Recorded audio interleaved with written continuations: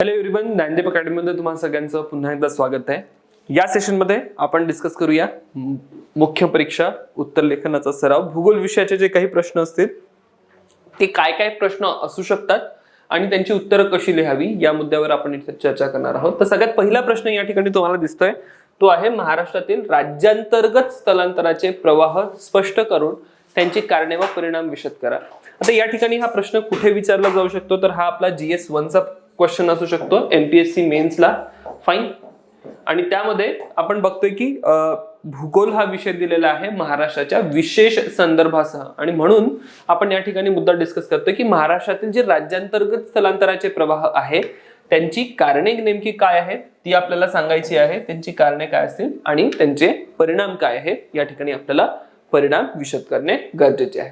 तर सगळ्यात पहिले बघूया यातली कीवर्ड्स कोणकोणती आहेत. कीवर्ड जर तुम्हाला सांगायची झाली तर सगळ्यात पहिले बघा, एकतर राज्यांतर्गत स्थलांतर आपल्याला सांगायचं आहे. ठीक आहे, नुसतं स्थलांतरावर आपल्याला या ठिकाणी उत्तर लिहायचं नाहीये, तर राज्याच्या अंतर्गत भागांमध्ये म्हणजे जिल्ह्यातून एका जिल्ह्यातून दुसऱ्या जिल्ह्यामध्ये महाराष्ट्रामध्ये जे स्थलांतर होतं त्या स्थलांतराची आपल्याला इथे चर्चा करायची आहे.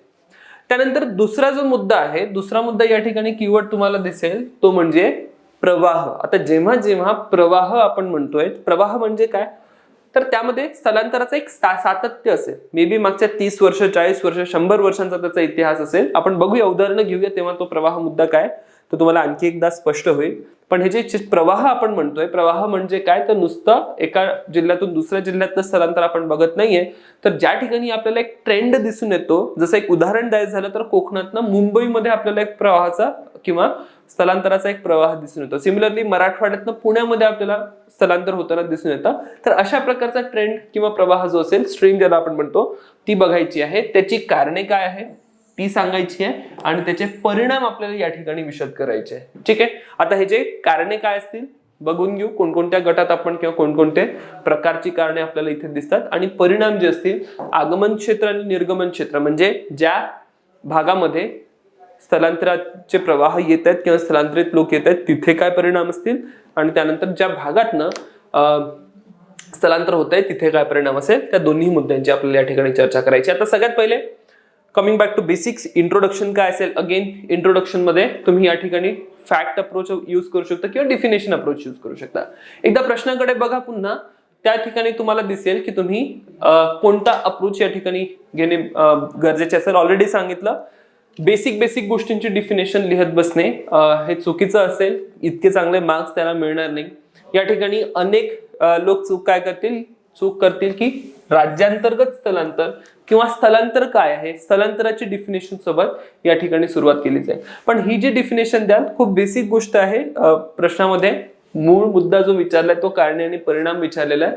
म्हणून या ठिकाणी तुम्ही डिफिनेशन अप्रोच जर वापरला तर डिफिनेशन अप्रोच तितका सोयीचा नसेल. तर म्हणून आपण दुसरा अप्रोच जो वापरतोय तो असेल फॅक्ट बेस्ड अप्रोच.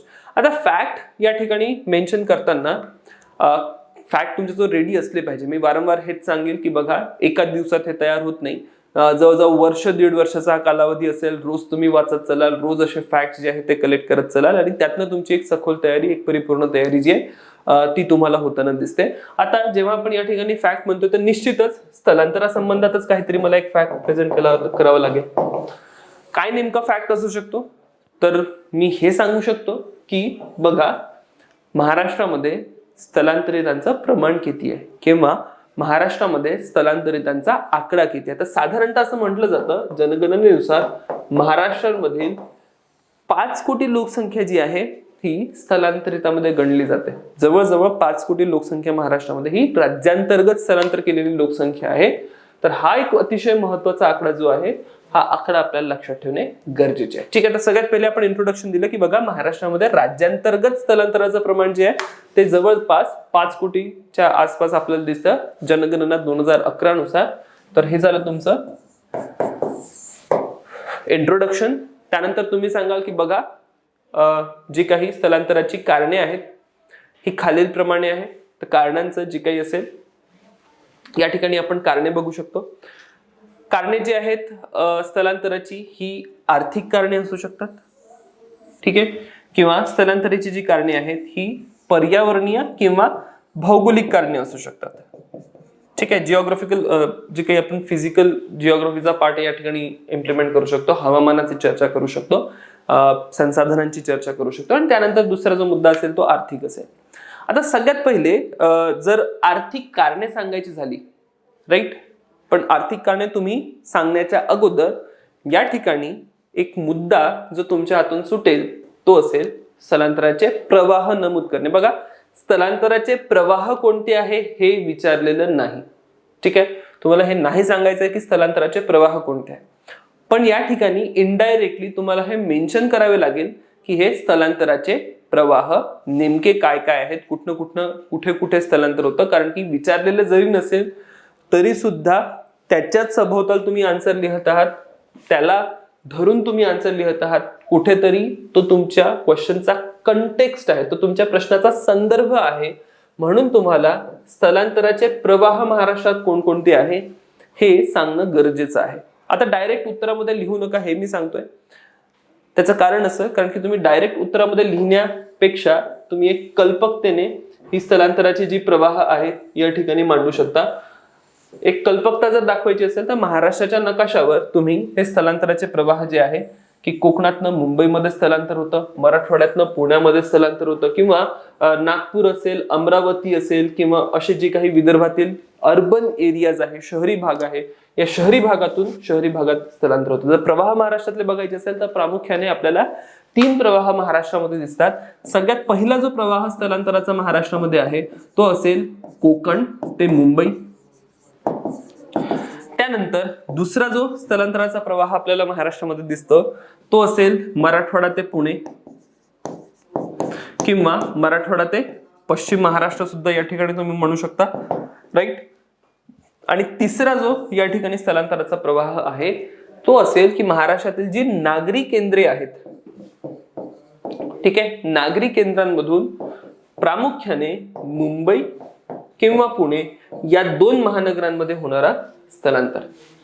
आता ही प्रवाह झाली. आता प्रवाह तुम्ही सांगितल्यानंतर या ठिकाणी तुम्ही प्रवाह डायरेक्ट मेन्शन करण्यापेक्षा जर तुम्ही मॅपच्या आधारे मेन्शन केलं तर खूप उत्तम असेल. यातनं तुमची क्रिएटिव्हिटी रिफ्लेक्ट होते, किंवा तुमचा अप्रोच जो आहे तो चांगल्याने रिफ्लेक्ट होतो. याच 3 प्रवाहांची आपल्याला या ठिकाणी कारण सुद्धा सांगायची आहे. तर सगळ्यात पहिले जर आर्थिक कारण सांगायचं झालं तर बघून घेऊ आर्थिक कारण काय काय असू शकतं. तर सगळ्यात पहिले जे आर्थिक कारण असेल महाराष्ट्राच्या स्थलांतराचे प्रवाह निर्माण होण्याचं, ते आर्थिक कारण असेल की महाराष्ट्रामध्ये जो विकासाचा असमतोल आहे, ठीक आहे, विकासाचा असमतोल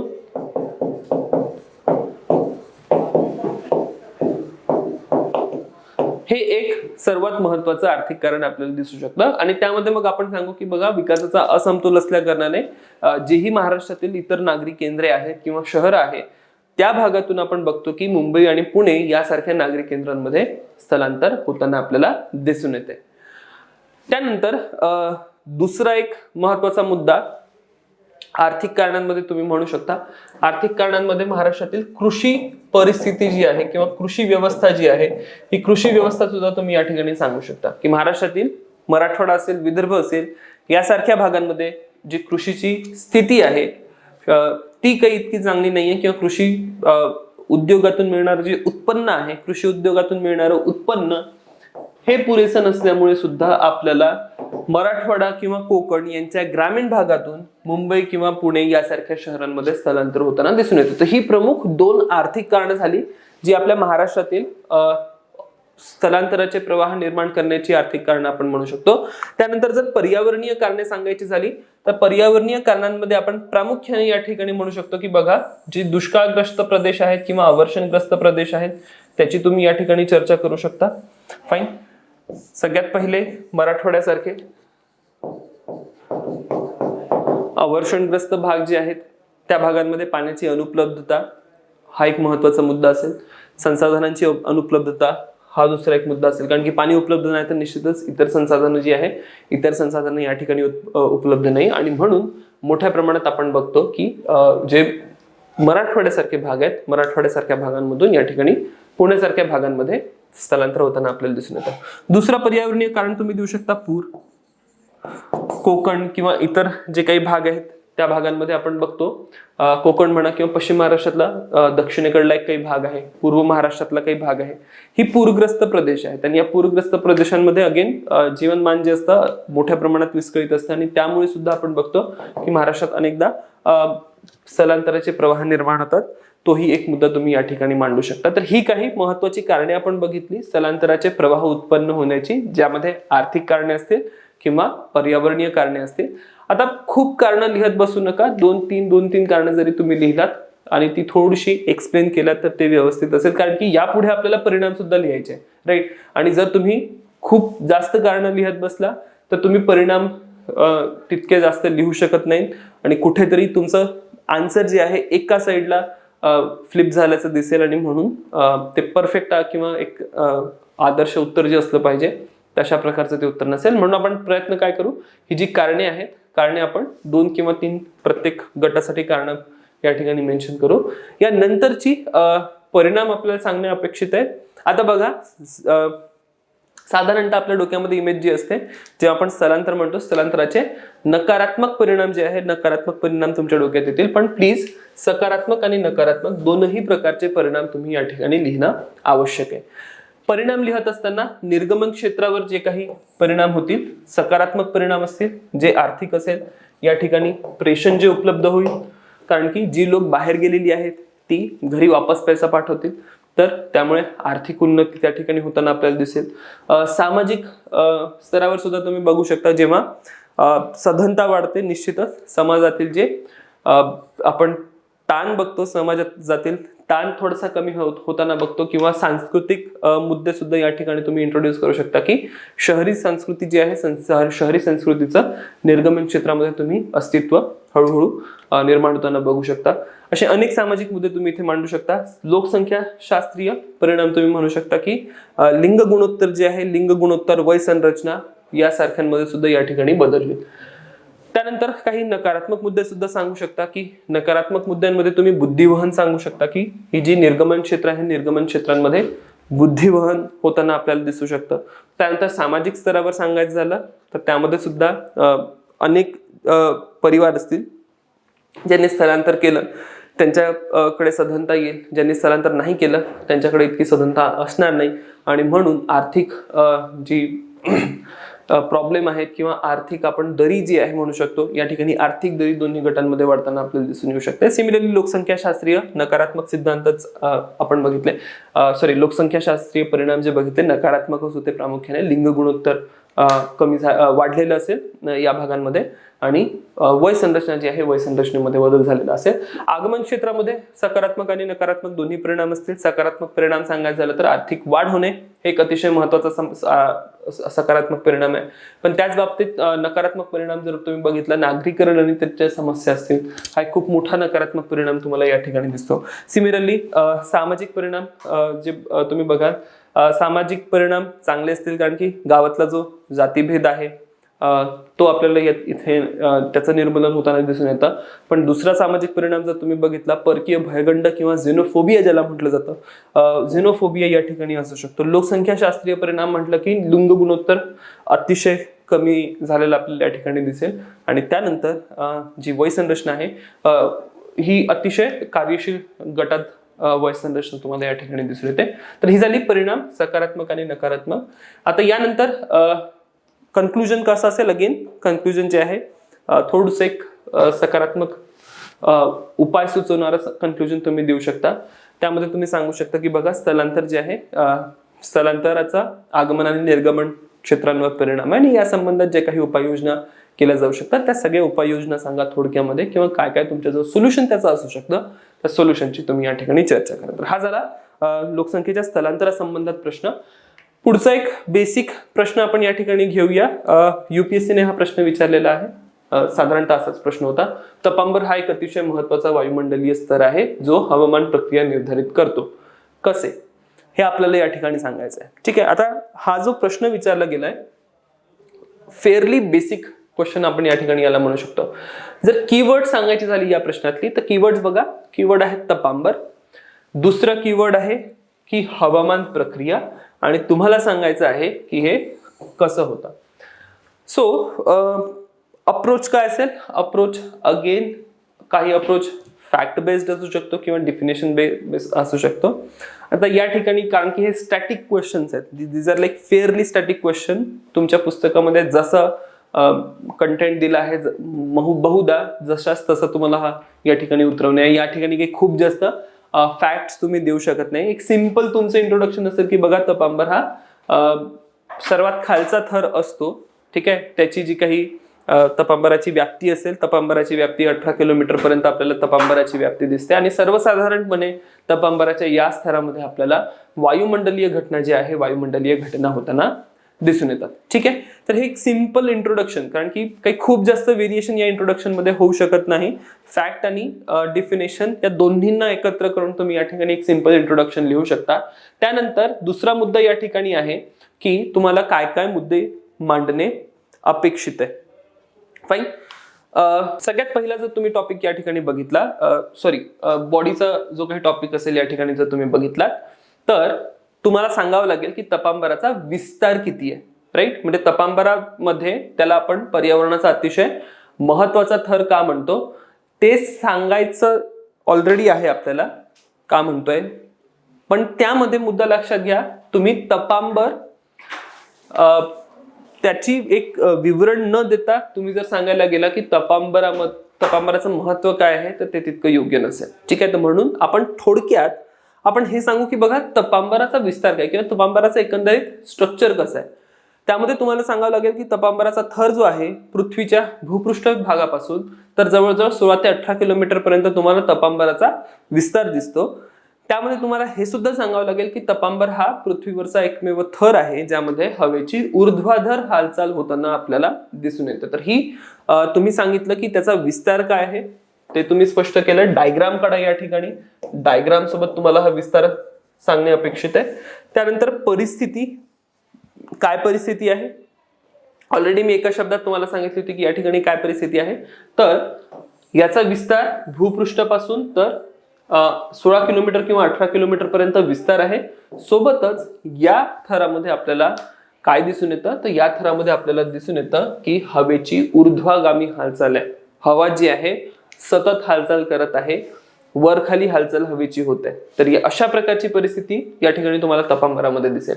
दुसरा मुद्दा या ठिकाणी तुम्हाला मांडायचा आहे की बघा जी सूर्याची उष्णता आहे, सूर्याची उष्णता कोणत्या थराला सर्वाधिक गरम करते, तर हीटिंग जी आहे किंवा उष्मा जी कुठे मिळते सर्वात, ही आपल्याला याच थरामध्ये मिळताना दिसते. तिसरा मुद्दा या ठिकाणी तुम्हाला मांडणे अपेक्षित आहे की आर्द्रता जी आहे, आर्द्रता सुद्धा आपल्याला याच भागामध्ये दिसून येते. एकंदरीत तुम्ही परिस्थिती सांगितली की कशा प्रकारची परिस्थिती या तपांबराच्या थरामध्ये आहे. तपांबराचा पहिले विस्तार सांगितला, त्यानंतर तपांबराची परिस्थिती सांगितली आणि पुढचा मुद्दा मग या ठिकाणी मांडा की हा घटना जी आहे, घटना कशा प्रकारे या तपांबराच्या थरामध्येच होतात. कारण की तुम्ही मग सांगाल की बघा या ठिकाणी हीट आहे, आर्द्रता आहे, हवेची वर खाली हालचाल आहे आणि ही एक उपयुक्त परिस्थिती आहे. कारण की जे बेसिक जर रूल सांगायचं झाला बघा, कुठलीही वातावरणीय घटना ही हवेची जर वर खाली हालचाल असेल, व्हर्टिकल मुवमेंट ऊर्ध्वाधर हालचाल जोपर्यंत हवेची होत नाही तोपर्यंत कुठलीही वातावरणीय घटना होताना आपल्याला दिसत नाही, ठीक आहे. तर वातावरणीय घटना होण्यासाठी काय काय महत्वाच्या बाबी लक्षात ठेवायच्या. वातावरणीय घटना होण्यासाठी या ठिकाणी सगळ्यात पहिले हवेची वरखाली हालचाल, हवेमध्ये उष्णता किंवा एनर्जी पाहिजे आणि त्यानंतर हवेमध्ये आर्द्रता पाहिजे. जर या काही महत्वाच्या बाबी इथे फुलफिल होत आहेत तरच तुम्हाला घटना होताना दिसून येईल. सो प्रश्न विचारत होता की बघा तपांबर अतिशय महत्वाचा वायुमंडलीय थर आहे आणि जो हवामान प्रक्रिया निर्धारित करतो. तुम्ही सांगितलं विस्तार, तुम्ही सांगितली त्यातली परिस्थिती आणि परिस्थिती तुम्ही एक्सप्लेन करता करता आपोआप तुम्ही त्या ठिकाणी होणाऱ्या घटनांचं उत्तर दिलं आणि तुम्ही हे सुचवलं की का हा एक अतिशय महत्वाचा थर आहे, ठीक आहे. तर हेच तीन या वेने तुम्हाला याचं उत्तर लिहिणे अपेक्षित आहे. परिस्थिती जर सांगितली नाही तर तुम्हाला हे सांगता येणार नाही की हा हवामान प्रक्रिया कशा प्रकारे निर्धारित करतो. फाईन. तर ही परिस्थिती सांगून हवामान प्रक्रिया कशा प्रकारे निर्धारित करतो हे स्पष्ट करा आणि त्यानंतरचा एक आणखी महत्वाचा मुद्दा तुम्हाला इथे लक्षात ठेवायचा आहे, उदाहरणं द्या, ठीक आहे. कोणकोणत्या घटना होतात ही सगळीच्या सगळी घटनांची उदाहरणं तुम्ही इथे प्रस्तुत करा आणि ते असेल तुमचं उत्तर, ज्यातनं तुम्ही हे स्पष्ट केलं आहे की हा जो हवामानाचा सगळ्यात खालचा थर आहे तपांबर, तो एक अतिशय महत्वाचा थर आपल्याला दिसून येतोय. त्यानंतर असेल कन्क्लुजन. आता या ठिकाणी कन्क्लुजन काही खूप जास्त नाविन्यपूर्ण कन्क्लुजन नसेल, एक बेसिक कन्क्लुजन तुम्ही देऊ शकता की बघा या सगळ्या घटना ज्या आहे या तपांबरामध्येच होतात. आपण स्थितांबर किंवा त्याच्यावर कुठल्याच प्रकारची हवामानीय घटना बघत नाही आणि म्हणून तपांबर हा पृथ्वीवरचा एक महत्वाचा थर तर आहेच आहे, पण मानवी जीवनाला प्रभावित करणारा सुद्धा एक अतिशय महत्वाचा थर आहे. ठीक आहे, तर या प्रकारे या प्रश्नाचं उत्तर अपेक्षित होतं. तर या प्रश्नामध्ये मुद्दा लक्षात घ्या, कन्क्लुजन इतकं तुम्ही नाविन्यपूर्ण लिहू शकत नाही. इंट्रोडक्शनला काही खूप जास्त हे नाहीये, वाव नाहीये. बेसिक इंट्रोडक्शन आणि कन्क्लुजन असेल. महत्वाचा फोकस जो तुमचा या ठिकाणी असेल, महत्वाचा फोकस तो बॉडी किंवा जो मेन कंटेंट आहे तुमच्या उत्तराचा, त्या कंटेंटवर तुमचा फोकस असेल. ठीक आहे, तर हे होतं आजचं सेशन ज्यामध्ये आपण 2 महत्वाचे प्रश्न डिस्कस केले. भेटूया आता पुढच्या सेशनमध्ये. Till then have a good time.